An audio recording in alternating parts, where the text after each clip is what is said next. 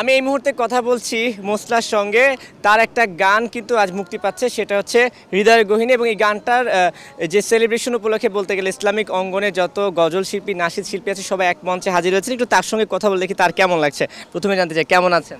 আলহামদুলিল্লাহ, অনেক ভালো আছি। আপনারা কেমন আছেন? আমিও মোটামুটি ভালো আছি। প্রথমে এই গানটা সম্পর্কে আপনার কাছ থেকে জানতে চাই, কি আসছে বা কি প্রকাশিত হচ্ছে আজকে? আসলে চাইল্ডহুডের একটা ড্রিমিং একটা টাইম ছিল যে বড় হয়ে একদিন ইসলামিক অঙ্গনে কিছু কাজ করব, নতুনত্ব কিছু নিয়ে আসব।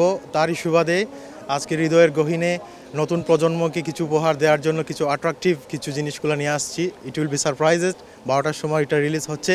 খুব আশা করতেছি সবাই এটাকে অনেক ভালোভাবে গ্রহণ করবে এবং মানুষের হৃদয় ছুঁয়ে যাবে।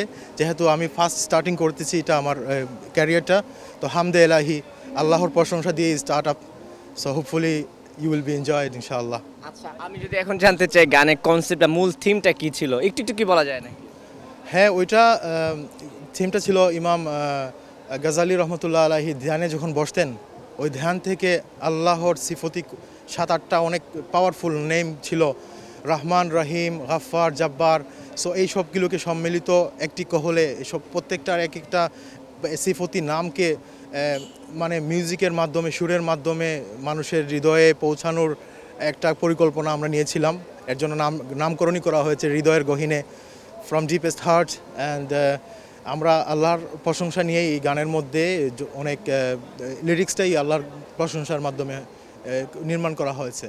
আচ্ছা, একটা গানে শুনতে হয়তো বা আমাদের কাছে শোনাই মনে হয়, কিন্তু পেছনে অনেক লোক যুক্ত থাকে। আমি যদি বলতে চাই স্পেশাল ক্রেডিট কারা কারা, কাদেরকে দেবেন? হ্যাঁ, definitely there is few peoples I have to say thanks, যাদের অনেক হার্ড ওয়ার্কস এবং অনেক খিদমাত যারা করেছে এটার পিছনে, স্পেশালি টিম আবু উবায়দা এবং আমার মুভি ডাইরেক্টর হেইচাল হাদি এবং আমার মিউজিক ডাইরেক্টর পারভেজ জুয়েল অনেক সুন্দর কম্পোজিশন করেছেন। হেইচাল হাদি অনেক সময় দীর্ঘ 4 মাস এই গান নিয়ে কাজ করেছেন এবং এন্ড অফ দ্য ডে একটা লেভেলে নিয়ে আসছেন, আমাদের অনেক পছন্দ হয়েছে।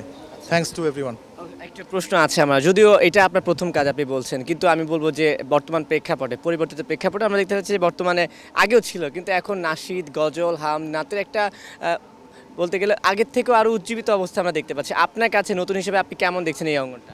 আমি যেটা আমার মেইন কনসেপ্ট ছিল যে বিদেশি বা ফরেন কালচারকে লালন করে আমাদের ইয়াংরা আমাদের বাংলাদেশের ট্র্যাডিশন কালচার, ইসলামের কালচার ট্র্যাডিশন, ওইটা থেকে মুখ ফিরিয়ে নিয়ে যাচ্ছে এইরকম টাইপের কিছু। সো আমাদের মেইন থিম হচ্ছে এখানে যে ইয়াংস্টারদের জন্য নতুন তো কিছু নিয়ে এসেছি এই গানের মাধ্যমে এবং আশা করি ওরা এই বাংলাদেশের কালচার এবং আমাদের যে ঐতিহ্য, যে লেগেসি, যে ট্র্যাডিশন, ওইটাকে ফলো আপের একটা মাইল ফলক হতে পারে এটা।